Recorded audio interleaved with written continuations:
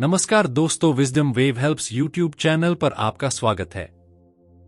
कपिलवस्तु के राजा शुद्धोधन गौतम बुद्ध के पिता थे।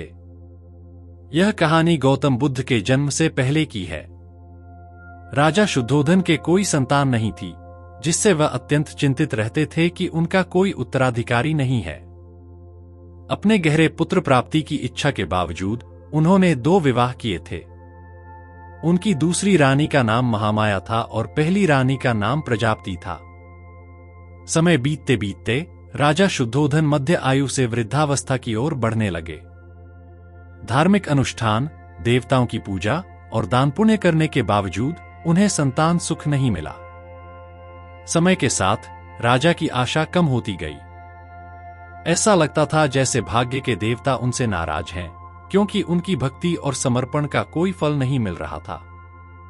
राजा की चिंता और गहरी हो गई और ऐसा लगने लगा कि उनके समृद्ध और शांतिपूर्ण राज्य में सब कुछ निरर्थक है यदि कोई उत्तराधिकारी नहीं हो।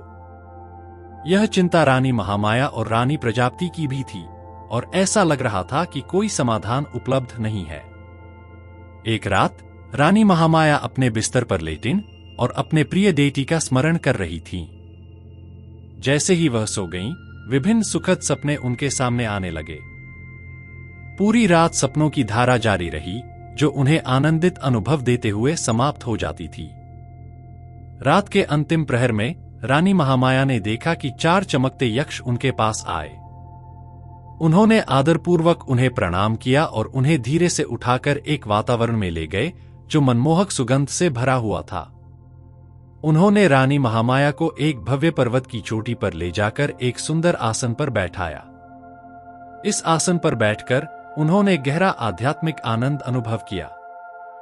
इस समय स्वर्गीय अप्सराएं प्रकट हुईं, जिन्होंने रानी को प्रणाम किया।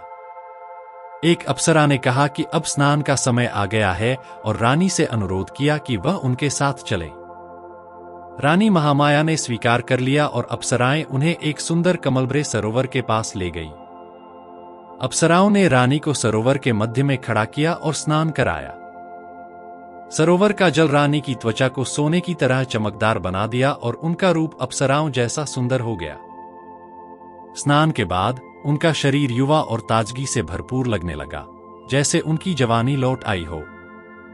अप्सराओं ने उन्हें सुंदर वस्त्र पहनाए और विभिन्न आभूषणों से सजाया।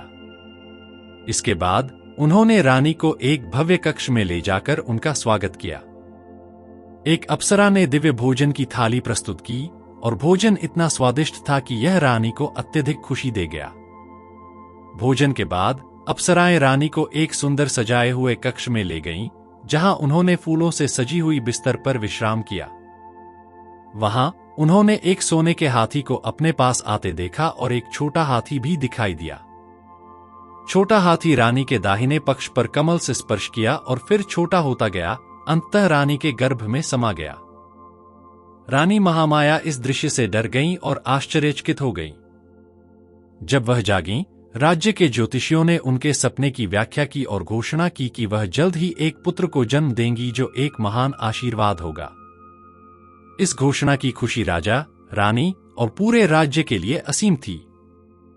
महल को मोती, रत्न और दीपों से सजाया गया और राजा और रानी ने उदारता से दान करना शुरू कर दिया।